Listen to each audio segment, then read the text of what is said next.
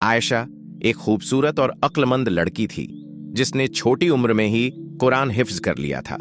लोग उसकी इबादत, तिलावत और इल्म की तारीफें करते न थकते, लेकिन ये शोहरत उसके दिल में घमंड पैदा करने लगी। वह सोचने लगी कि वह दूसरों से बेहतर है। आयशा की शादी जैद नाम के एक नेक दिल नौजवान से हुई जो खुद भी दीनदार था, लेकिन आयशा का रवैया बदलता जा रहा था। वह लोगों को हिकारत से देखने लगी और समझने लगी कि सिर्फ वह ही अल्लाह के करीब है। एक दिन एक फकीर बाबा उनके दरवाजे पर आए और बोले, बेटी, तकब्बुर इंसान को तबाही में डाल देता है। खुदा की इबादत पर घमंड मत करो। आयशा ने हंसकर कहा, मैं अल्लाह के सबसे करीब हूं, तुम मुझसे नसीहत न करो। बाबा ने आह भरी और कहा, अल्लाह की पकड़ बहुत सख्त होती है। कुछ ही दिनों बाद एक रात आयशा को अजीब अजीब ख्वाब आने लगे। उसने देखा कि उसकी रूह कब्र में कैद है और अंधेरा ही अंधेरा है। अचानक कब्र की दीवारें सिकुड़ने लगीं, सांस लेना मुश्किल हो गया। दो फरिश्ते मुनकर नकीर आए और सख्त लहजे में सवाल करने लगे, तेरा रब कौन है? आयशा जवाब भूल गई। उसके होंठ कांपने लगे, वह कुछ कह नहीं पाई। तेरा दीन क्या है? आयशा घबरा गई। उसे सब कुछ याद था लेकिन बोल न सकी। तूने अपनी जिंदगी कैसे गुजारी? वह याद करने लगी। घमंड, तकब्बुर, दूसरों को हिकारत से देखना, और फिर अंधेरे में जोरदार चीख गूंज उठी। अगली सुबह आयशा की आंख खुली, लेकिन उसके चेहरे पर गहरी झुर्रियां आ चुकी थीं। बाल सफेद हो गए और जिस्म कांप रहा था। वह रोने लगी और तौबा करने लगी, लेकिन अब बहुत देर हो चुकी थी। कुछ ही दिनों में आयशा की मौत हो गई। जब उसे दफनाया गया तो लोगों ने रात को उसकी कब्र से चीखने की आवाजें सुनी। उसके जिस्म को कब्र बार बार बाहर फेंक देती थी। लोग डरने लगे और गांव के बुजुर्गों से पूछा तो उन्होंने कहा, यह अल्लाह का अजाब है, क्योंकि उसने घमंड किया और तकब्बुर में आकर दूसरों को तुच्छ समझा। गांव के लोगों ने उसकी कब्र पर तौबा और इस्तिगफार की। उसके हालात से सबको सबक मिला कि तकब्बुर और घमंड इंसान को बर्बादी की ओर ले जाता है। कुरान हिफ्ज करने का मतलब सिर्फ याद करना नहीं, बल्कि उस पर अमल करना भी जरूरी है। अल्लाह की इबादत पर कभी घमंड न करें। तकब्बुर करने वालों पर अल्लाह का अजाब बहुत सख्त होता है।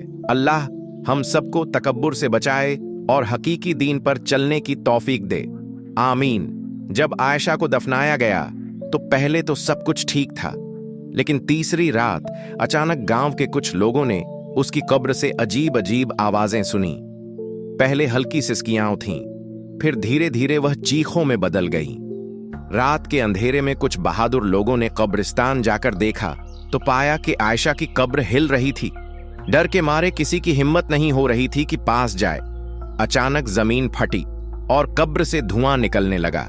एक बूढ़े आदमी ने हिम्मत करके कुरान की तिलावत शुरू की, लेकिन आवाजें और तेज हो गईं। किसी ने कहा, यह कब्र का अजाब है। यह लड़की हाफिज़े कुरान थी, लेकिन उसने अपने इल्म पर घमंड किया। गांव के लोग एक बूढ़े वली बाबा के पास गए और उनसे मदद मांगी।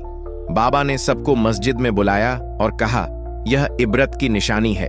जब इंसान तकब्बुर करता है और अपने इल्म को दूसरों को नीचा दिखाने के लिए उसे इसी तरह अजाब में डाल देता है। फिर उन्होंने सबको इखलास के साथ दुआ करने को कहा। सबने मिलकर आयशा की मगफिरत के लिए दुआ की। बाबा ने कब्र पर जाकर कुरान की तिलावत की और रोते हुए अल्लाह से उसकी सजा में कमी की इल्तिजा की। कुछ देर बाद अचानक हवा तेज हो गई और एक जोरदार आवाज के साथ कब्र फिर से शांत हो गई। लोग समझ गए कि अल्लाह ने उसकी सजा में रहम कर दिया। इस वाकये के बाद पूरे गांव में खौफ फैल गया।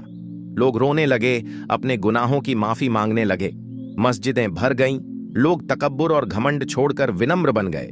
गांव के बुजुर्गों ने बच्चों को यह कहानी बताई ताकि कोई भी इंसान अपने इल्म, इबादत या दौलत पर घमंड ना करे। 1. तकब्बुर, घमंड इंसान को हलाकत में डाल देता है। कुरान सिर्फ याद करने के लिए नहीं, उस पर अमल करने के लिए भी होता है। इल्म और इबादत पर घमंड करने से अल्लाह नाराज हो जाता है। मरने के बाद भी तकब्बुर करने वाले को अजाब मिल सकता है। हमेशा तौबा और इस्तिगफार करते रहना चाहिए। अल्लाह से दुआ, या अल्लाह, हमें इल्म और इबादत के साथ तवाज़ो, विनम्रता भी अता कर और हमें कब्र और आखिरत के अजाब से बचा। आमीन। प्यारे दोस्तों, अगर आपको इस वाकया से इबरत हासिल हुआ है तो सबसे पहले अपने फैमिली, दोस्तों, रिश्तेदारों में वीडियो जरूर शेयर करें और Ananya Bharti inspired YouTube channel को सब्सक्राइब करें और बेल आइकॉन को ऑन कर लें ताकि आने वाली वीडियो का नोटिफिकेशन आपको पहले मिल सके और आप उसका फायदा उठा सके। आगे मैं आपके लिए ऐसे ही वाकयात लेकर आता रहूंगा जिससे आपका ईमान मजबूत हो, आप दीन की रोशनी में रहो। दोस्तों, मिलते हैं एक नई वीडियो के साथ। तब तक अपना ख्याल रखिए। अल्लाह हाफिज।